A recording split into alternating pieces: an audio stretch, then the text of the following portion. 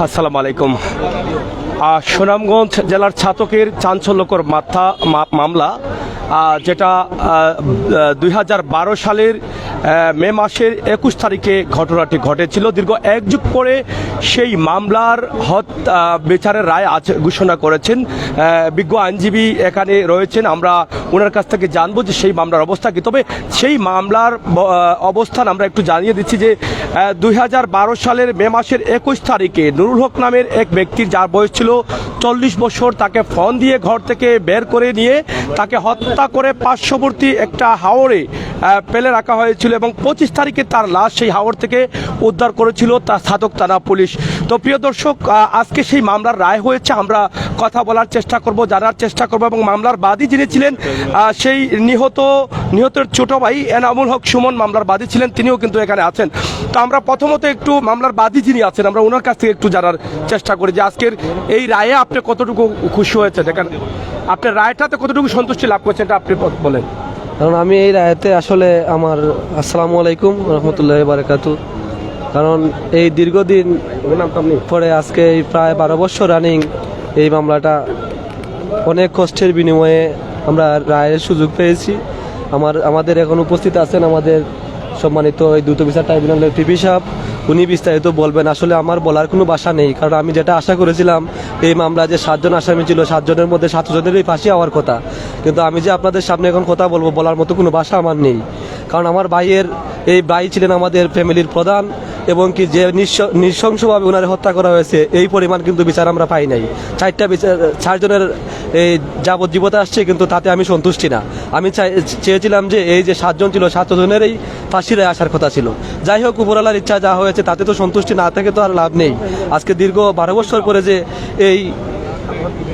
এই রায়টুকু পেয়েছি তাতেও আমি সন্তুষ্টি, কিন্তু অনেক অনেক বেদনাদায়ক অনেক কথা ভাই, আমি বলার মতো কোনো আমার ভাষা নেই। একটু বর্ণনা শুনতে চাই, দর্শক যারা আছেন তারা জানতে চাচ্ছেন যে আসলে কিভাবে আপনার ভাইকে নিয়ে হত্যা করা হয়েছে, এর পিছনে কোনো সূত্র ছিল কিনা। এরপরে আমরা আইনজীবীর কাছ থেকে সেই মামলার বিষয়ে জানার চেষ্টা করব। প্রথমে আজ থেকে এই যে 2012 সালের 5 নম্বর মাসের 21 তারিখ রাত 8:30 থেকে 8:30 অনুমান 8:30 ওনারে ফোন করে বার থেকে ডেকে নেওয়া হয়েছিল। ওনার আমি ব্যবসা করতাম, আমার ভাইও ব্যবসা করতেন দানের টাকার জন্য নেওয়ার পরে দেখা গেছে যে ওনার ফোনটা বন্ধ করে দিয়ে দিয়েছে। তারপরে আমার ভাবি যোগাযোগ করতেন, আমরাও যোগাযোগ করছি, আমরা খোঁজাখুঁজি করে না পাইয়া আব্দুর রাজাক আসামি নুল মুত্তাকিন বেরাই, আসামি আব্দুল তাহিদ এবং আসামি আব্দুল আজিজ, ওদের এই 4 জনের আসামি আমরা এই এজাহারভুক্ত আসামি করে যখন আমরা এই ছাতক থানায় একটা জিডি দেওয়ার পরে এই মামলা শুরু হওয়ার পরে এই 100-164 আব্দুল তাহিদ এবং আব্দুল আজিজ এই কোর্টে 100-164 দেওয়ার পরে আরও 7 জনের আসামি নাম মেনশন করে, কিন্তু আমরা 5 দিন পরে ওনার লাশ পেয়েছি। শুক্রবারের দিন ছিল। এই আমাদের এলাকায় এটা হচ্ছে হাওর বারেরা হাওর, এখানে কিন্তু এই লাশের কোনো ছিন্নভিন্ন বা কোনো দৃশ্য নাই। এই ভাইয়ের ছবি আছে, যদি আপনাদেরকে দেখাই, কিন্তু এই পাকিস্তানের বর্বরতারা হার বানাইছে। আপনারা যদি দেখেন তখন আপনারা সহ্য করতে পারবেন না। আপনারা বারবার বলছেন, আমি কি বলবো, আজ 12 বছর যাবত আমি যে কষ্টটা ভুগতেছি, আমার ফ্যামিলির মানুষ ভুগতেছে। আমার ভাই বিবাহিতা ছিলেন, কিন্তু একটা বাচ্চা ওনার নাই, কিন্তু ওনার কাছে যে টাকাটা ছিল ওই টাকার জন্য ওনার এই হত্যা করা হয়েছে। টাকার জন্য হত্যা করা হয়েছে। তারা কি আপনাদের আশপাশ এলাকার? জি, এই টাকার জের ধরে এই বিরুদ্ধে যেমন এই যে সৃষ্টি হয়, কিন্তু ব্যবসায়ী বিরোধ ছিল। ওই যে আমাদের বাজার যে হানুর ছিল, স্মাগলার ব্যবসায়ী, ইন্ডিয়ার সাথে ব্যবসা করতো। ওনার এই যে বিভিন্ন সময় ওনার এই যে মদ গাঁজা হিরোইন, ওই যে ফাতার বিড়ি সহ বিভিন্ন সময় আসলে উনি বাধা আপত্তি দিতেন। এলাকার বিষয় অনেকেই জানা আছে, এই বিষয়টা পুরা ছাতকবাসীরই জানা আছে যে সেও ছিল এই মামলার প্রধান আসামি, কিন্তু সে খালাস পেয়ে গেছে। এই মামলাতে যখন সে খালাস পেয়ে গেছে তখন আমি আপনাদেরকে আর কি বলবো, কি বলার তো কোনো ভাষাই আমার নেই। একটা আসামি মারা গেছে, মারা যাওয়ার পরে এই আসামিটা কিন্তু আবার তার সাজা লাগছে, কিন্তু এই যে আব্দুর রাজাক সে কিন্তু এখনো পলাতক আছে। তা আমার যতটুকু হয়েছে তা আল্লাহর উপর সন্তুষ্টি না থেকে তো আর লাভ নেই।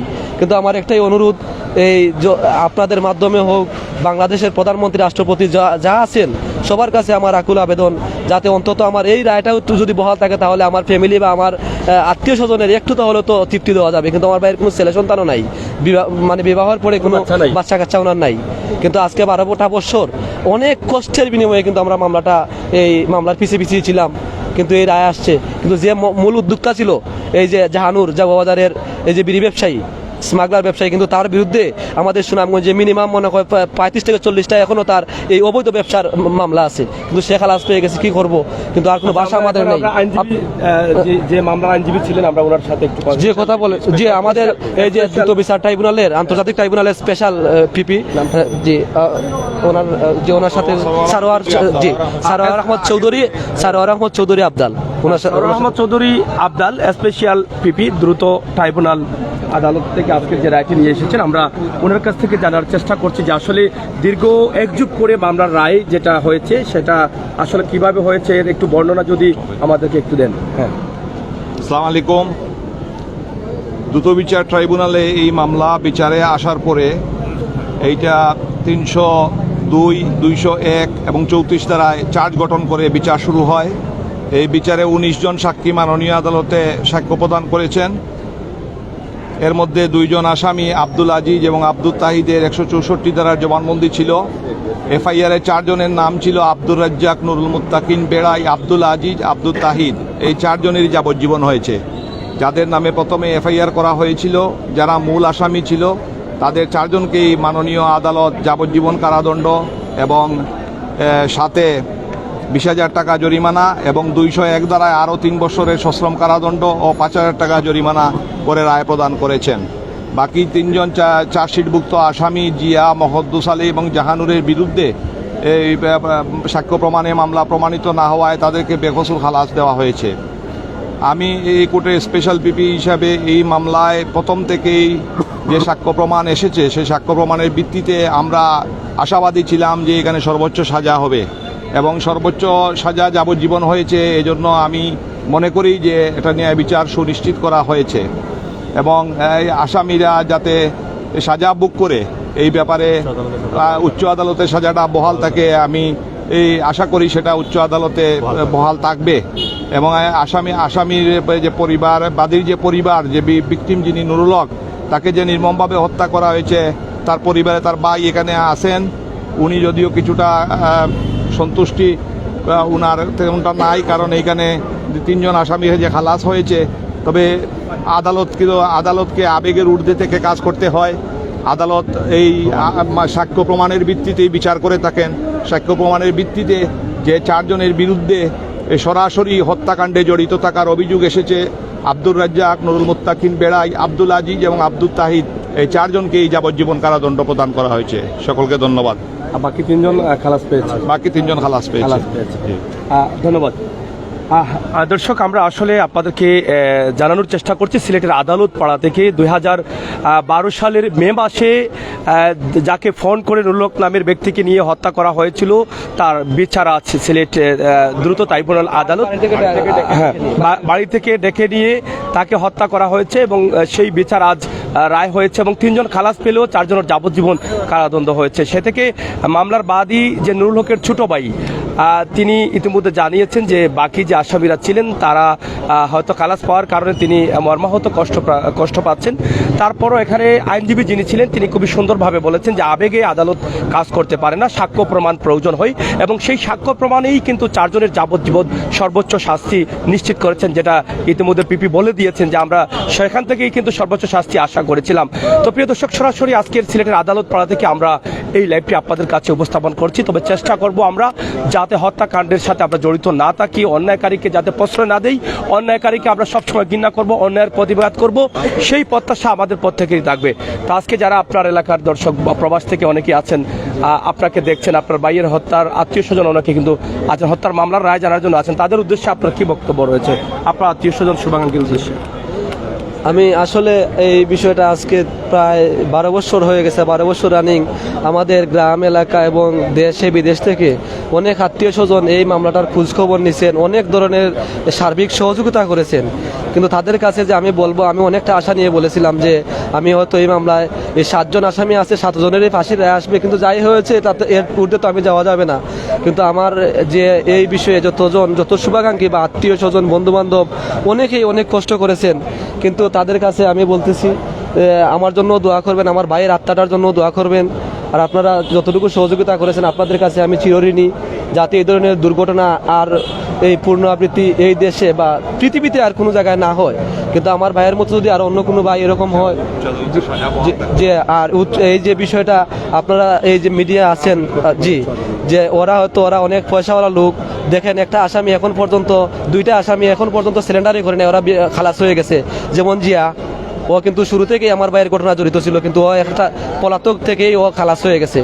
কিন্তু আর এই যে রায়টাই হয়েছে, আমাদের 60 জনের আসছে, একজন আমরা জানা মতো শুনেছি যে ও মারা গেছে বিদেশে, ও পাগল ছিল, পলাতক ছিল। কিন্তু যে 60 জনের আসছে, আমি উচ্চ আদালতের কাছে জোর দাবি জানাচ্ছি। যাবজ্জীবন হয়েছে, তারা কি আছে জেলে? 4 জনের মধ্যে 2জন আছে, 2জন, একজন শুনেছি মারা গেছে, আর একজন পলাতক আছে। সে কিন্তু অনেক আরেকটা মার্ডার করছে। এই যে আরেকটা, এই যে পলাতক আছে না আব্দুর রাজাক বেরাই, এই যে আমাদের চাঞ্চল্যকের একটা মামলা আছে ছাতকের ফারুক হত্যা মামলা, উনেরও ওই প্রথম আসামি সে কিন্তু এই মার্ডার সেম আমার ভাই যেরকম বার থেকে ডেকে নিয়ে এই লাশ গুম করেছে নদীতে, মানে এই গাড়ার মধ্যে ফেলে দিয়েছে, এইরকম কিন্তু ঠিক আরেকটা এই ঘটনা সে করেছে। কিন্তু যাই হোক, আমার আত্মীয় স্বজন বা যারা আমার সহযোগিতা করছেন, আমি তাদের কাছে চিরঋণী। আর আমি এই যে উচ্চ আদালতে আমার এই যে রায়টাই হয়েছে, এটাতে সন্তুষ্ট থাকে, যাতে এই রায়টা বহাল থাকে, এটা আমি জোর আবেদন করতেছি। বা আপনাদের যে সাংবাদিক ভাইয়েরা অনেক পরিশ্রম করতেছেন অনেক এই বিষয়টার জন্য, আপনারা যতটুকু বলার আপনারা আমার হয়ে বলবেন। আমি আর বলার কোনো ভাষা নাই, আমি কি বলবো, বলতে হলে তো এই 12 বছরের কথা আমি আর বলবো কি। আসসালামু আলাইকুম। দর্শক, আমরা আসলে শেষ করে নিতে চাই। আপনারা হয়তো শুনেছেন মামলার বিষয় এবং আদালত পাড়া থেকে আজকে যে মামলার রায়টি হয়ে গেল, যেটা 2012 সালের 21শে মে তারিখে ঘর থেকে ডেকে নিয়ে তাকে হত্যা করে একটি হাওরে লাশ পালানো হয়েছিল এবং সেখান 25শে মে লাশ পাওয়া গেছে। এবং সেই 25শে মে লাশ পাওয়ার পরে লাশটিকে পরিবারের সদস্যরা চিনতেও কষ্ট হয়েছে। ওনার বাবা এখন বেঁচে আছেন, সেই বাবার চোখের সামনে সন্তানের লাশের ছিন্ন ভিন্ন ছিল না, একদম ঝরছে গিয়েছিল শরীরের মাংস। কিন্তু সেই হত্যা মামলার রায় আজ হয়েছে। যদিও সন্তানকে যদিও তারা ফিরে পাচ্ছে না, কিন্তু বিচার পেয়েছেন, কিছুটা হলেও তারা সন্তুষ্টি লাভ করেছেন। আমরা আপনাদেরকে দেখানোর চেষ্টা করছি দ্রুত ট্রাইব্যুনালের আদালত থেকে আজকে যে বিচারের রায়টি হচ্ছে সেটাই আমরা আপনাদের কাছে উপস্থাপন করেছি। আপনারা দেশে এবং বিদেশে যে যেখানে আছেন সবাই ভালো থাকবেন, সুস্থ থাকবেন, নিরাপত্তার পথে থাকবেন এবং সবসময় অন্যায়কারীকে ঘৃণা করবেন। আমরা একটু আদালত পাড়ার দিকে একটু দেখাও, আমরা শেষ করে নিচ্ছি। ইনশাল্লাহ আপনারা সবাই ভালো থাকুন, নিরাপদে থাকুন, সুস্থ থাকুন।